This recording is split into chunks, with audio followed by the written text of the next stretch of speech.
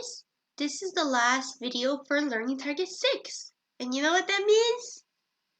Yep, that means we have a skills check coming up, but that means we only have one more skills check or learning target until the whole semester is over.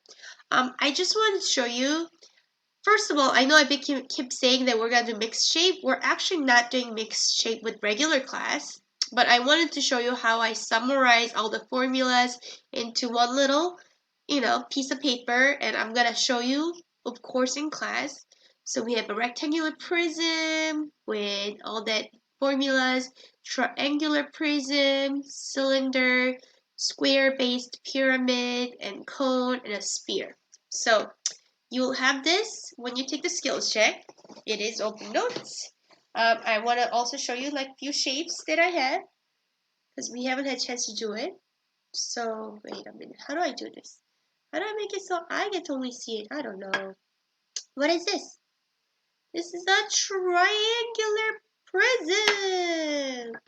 You see? Or what did this be?